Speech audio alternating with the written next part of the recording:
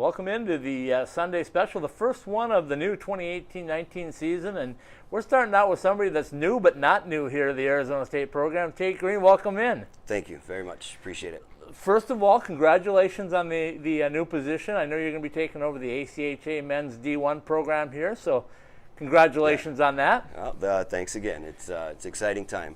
Tell me a little bit about what you got planned for this year. I know you're picking up a program that not too far removed from an ACHA Division I championship.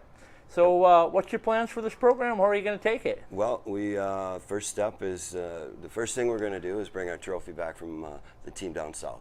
Very nice. And then after that, we're going to work our way back towards another national title. At the same time, we're going to build the strongest club program in the West by having two teams that can compete at the highest level. Tell me a little bit about you yourself. For a lot of people that haven't met you or haven't seen you enough, at least around the program, around here everybody knows you, but maybe spreading out around the ACHA, talk a little bit about you and where you came from and what your strengths are. Well, I've been with the ACHA D2 team here for the last 5 years, and I jumped in kind of without any ACHA experience.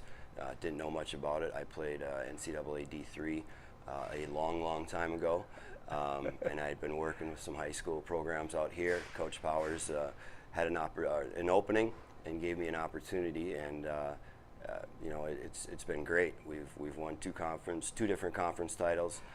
We went to nationals 3 years ago, at a time when ASU sent two Division II teams to nationals. Right. So I learned a lot from that, and I've learned a lot from Coach Powers. Coach Brown, who just left us, of course, taught me a lot and has given me a lot of information. He did a great job recruiting. So we're fired up. I don't have to change much here. I've got to alter some pieces and get kids maybe to work a little harder, have a little more heart. But other than that, everybody else before me has built a good program. So you said you played NCAA D3, so where's home originally? Originally from the mean streets of Elk River, Minnesota. I hear ya. Small town northwest of Minneapolis. Played high school there, played some junior B hockey in Minnesota after that, and then went to the College of St. Scholastica for 2 years for a very unheralded Division III college career.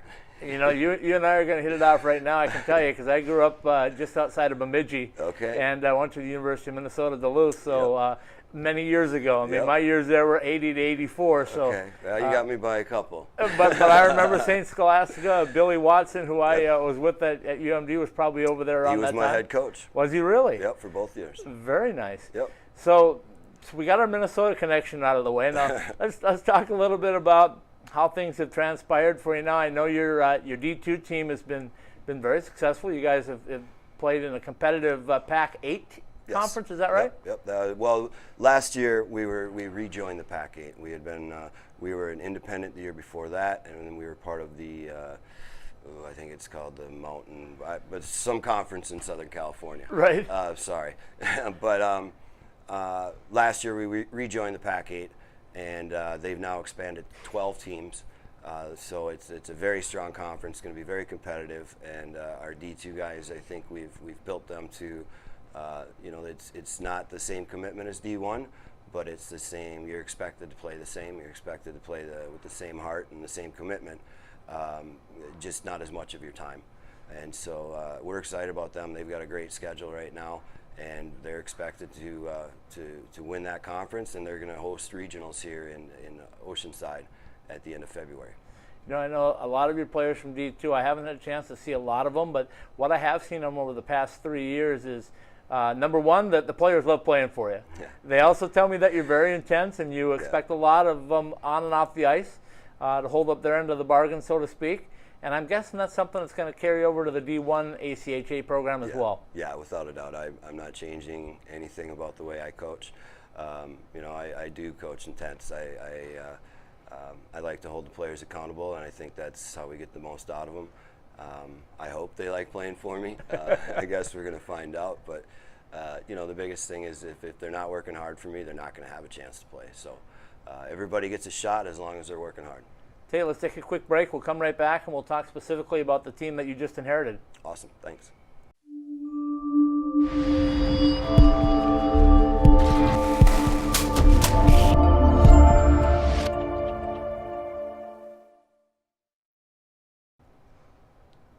we're back on the Sunday Special with Tait Green. And Tait, we talked and ended the first part of the segment by talking about your new position here as the ACHA D1 coach. So let's dig in. What do you know about the guys that you have coming out this year? Well, I know we've got a lot of numbers, some very high-end kids, and I think there's going to be roughly 24, 25 kids that have a shot at playing D1 hockey that I've already confirmed are coming in for that Coach Brown and Coach Bailey had communicated with over the summer. We've talked with most all the kids that are returning from last year, and they're excited. We're going to have numbers, and I think last year this team struggled with numbers. They weren't able to start with a full roster, and then it was decimated after that by injuries and other issues. So the biggest thing is we're going to have numbers. We're going to have quality players. We've got as many kids are coming in, we're still going to be an older team. Most of these kids coming in are 20, 21 already, right. Which gives us a jump start. You don't have to teach them the rules so much. They're going to come in as mature men and know how to handle themselves. They've played, a lot of them have played junior hockey for several years. So I'm excited about the experience level that we have coming, and I'm excited about the numbers. And that just filters down into everything throughout the program. Then the more kids that we have, the more talented players that we have, it makes everyone stronger, so that if one player does go down, we can restock the shelves from below if we need. And the first thing that you mentioned when I started talking to you today was we're going to get that cup back from down south. And I know the rivalry between you guys and U of A, and it's a healthy, comfortable, fun rivalry. I know you guys like to play them, they like to play you, but tell me how important that Cactus, I know how important it is, but give me some reasons on why that Cactus Cup is so important to belong in Tempe and not in Tucson. Well, let's start with Prop 200. Right. I mean, that's where it goes back to.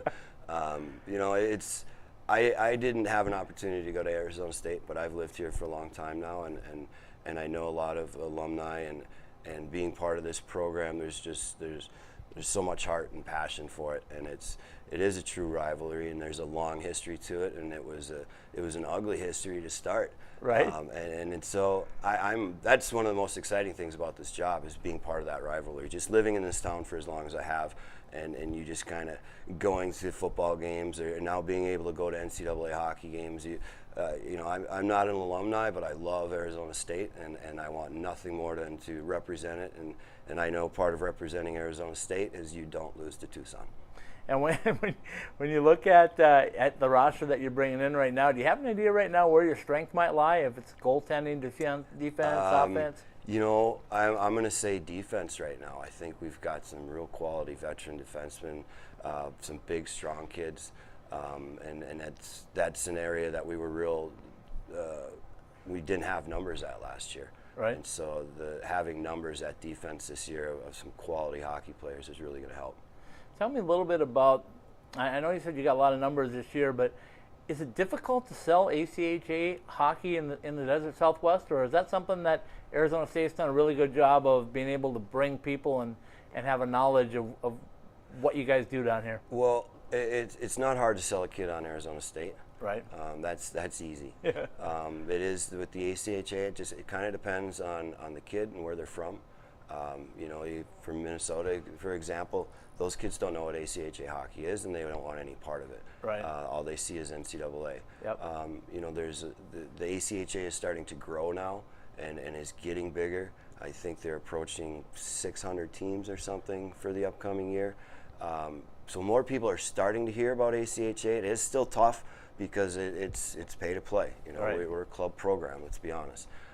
So you got to convince a kid to come to school and pay to play hockey, but at the same time we can give them a quality experience, a committed experience. We've got a facility that borders with NCAA D3, and then we get in a great degree. An Arizona State University degree is worth itself.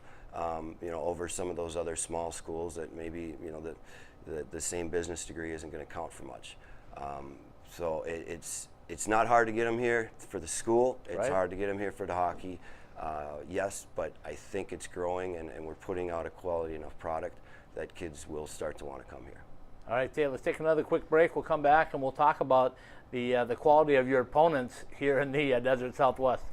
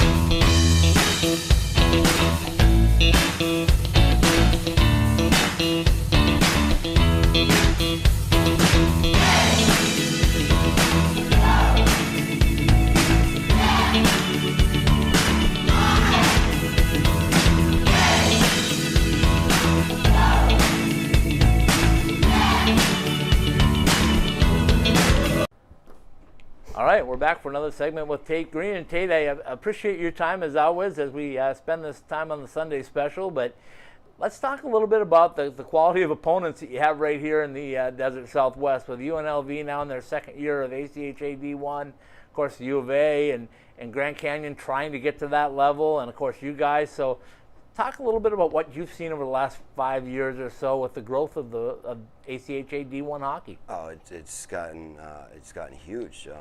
I've been able to watch the UNLV. I've played them throughout the time when they were D2, right? To the point where they were stomping on D2 teams, and now I see them at D1, and now they're a top 10, top 15 D1 team. At the same time, I've watched U of A go from being not very strong to now they've climbed back up into there too. So for ASU to climb back into that mix and get into a top 10 spot, top 5 spot, and have 3 teams, as we just talked about, representing at nationals, and 3 teams in the top 10, all coming from the Southwest. Now we can go back to your previous question about recruiting for ACHA. It's going to get a whole lot easier. So how important is it for Grand Canyon to step up into the D1 level at some point in the near future? Well, I don't know that it's important for them to do it in the future or in the near future. I think it's definitely important for them to do it in the future. But I think Danny is doing really good things there right now. But it's a slow process. You got to build it up. Right. I think Z out at UNLV would tell him the same thing. It can't happen overnight. You kind of got to play in the D2 for a little bit and get your program's feet cemented into the ground, so to speak. And I think he's going to do it. I think they're well on their way. I would say in the next probably 3 years, yeah, they're going to be a real strong D1 team. And I know when we look a little farther, northern part of the state with NAU, they've dominated D2 for a long time, and everybody wants to push them just a little bit more to bring them to the D1 level. How important is that? Are they good at D2 and should stay there, or would you like to see them move up to D1 and compete with you guys? Well, I'd love to see them move up as well. I think it's the same issue for both those teams or both those programs is the money or the facilities and everything else that you need to be able to play D1 hockey, and you got to have some coaches willing to give up a lot more of their time, right? And players have to be willing to pay more money because now you're flying a lot more. But obviously, if those two both jumped into D1, our Southwest schedule gets a whole lot more bus friendly instead of planes. Yeah, exactly. So let's talk a little bit about the facility that you're in. We're here in your locker room at Oceanside, and you guys have done, along with Oceanside, have done a lot of great things for the locker room. And it's home. I mean, you talk to the NCAA guys; they absolutely love playing here, and I'm guessing your guys do too. Yeah, they do. It is, and like you said, it's home. Everything in here is Arizona State. Everybody supports us, no matter what team you're playing for. All the little kids with Junior Sun Devils. This is the house that the Devil built right here, and we're happy to be here. So let's wrap up the Sunday Special today by talking a little bit about what you like to do when you're not on the hockey rink. What's some things that motivate you? I know you spend a ton of time here, because I see you here a lot, but give us some insight into what you like to do. To be honest, I run another hockey program in addition to this, so I don't have a whole lot of free time. I guess I like to get out and golf. Like to get out and enjoy the sun. I live here for the sun, believe it or not, even though I spend all my time in a rink. I love sitting on a patio with a cold Coors Light and a nice breeze, I hear you. Well, Tait, it's great to have a Minnesotan back up here in the ranks. And again, congratulations on the opportunity to run this program. I know it's been very successful for the last few years, and I know the tradition here at Arizona State is something that you want to continue to build on. Yep. I'm excited to get started, and thank you very much for coming out.